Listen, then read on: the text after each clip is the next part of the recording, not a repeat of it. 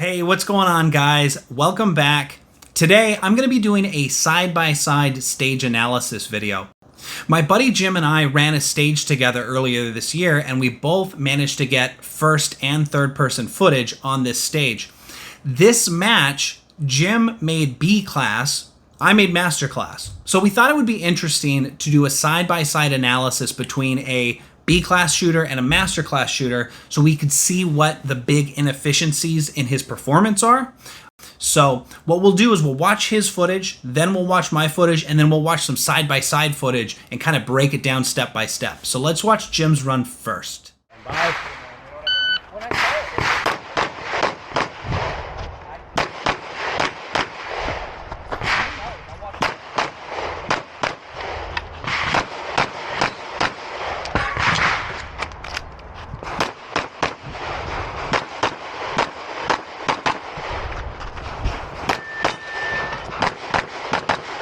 Finish, and load show clear. All right, Jim ended his run with a time of 21:86 with 20 alphas, 8 Charlies, 1 Delta, 1 Mike. Let's check out my run.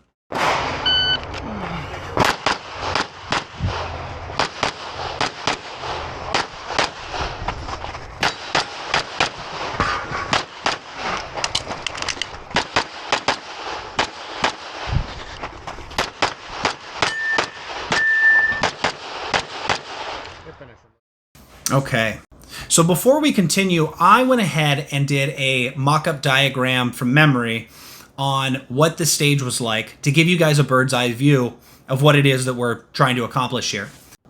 So we both decided to engage this first array here, then move to the right, engage this second array here, moving up into the port window, and then cleaning up these targets on the left, going into this right pocket here and engaging these 3, and then coming into this final position and engaging the final array with some slight variances. So let's look at the side-by-side and kind of break down the difference in strategy.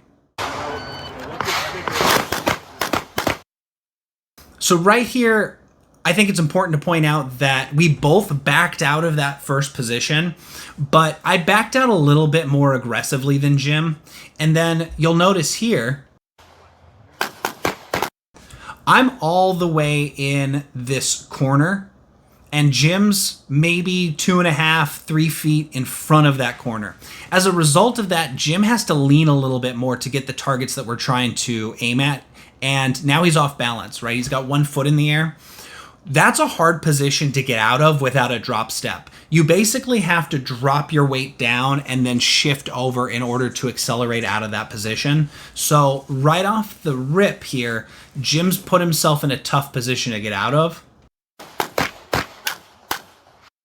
Also, you'll notice I took one of the targets on the left as I left that position, while Jim here is running forward of the port window to engage that target as well as another one before going back to the window.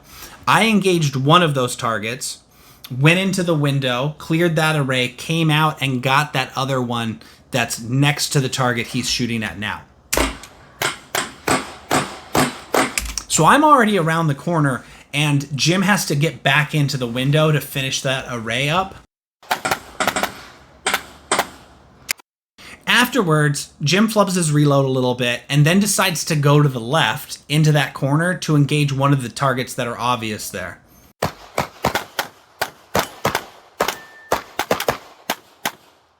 Jim then has to come back to this position to engage the steel and then the targets that are over to the right. So at this point, I think it's obvious that Jim's stage planning wasn't the most efficient. He did some backtracking near the end of the stage that he didn't really have to do. He also did some backtracking at the port window, which I think is important to note.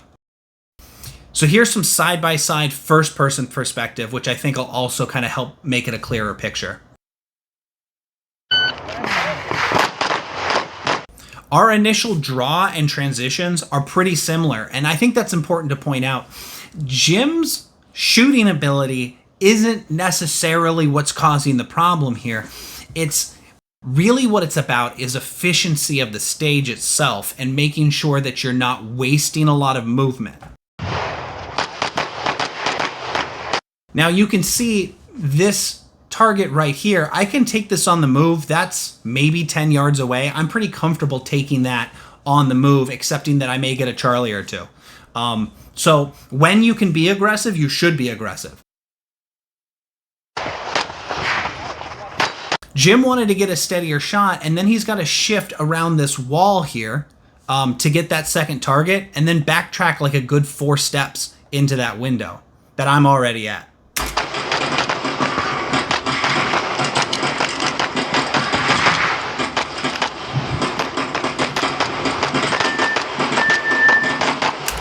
Now, you can see that after the window, Jim wanted to take this target over here on the left because it's available to him. The problem is that pretty soon, after he finishes this array on the right, he's got to come back over here, and he could have waited and saved this target for when he was in the position he's in now.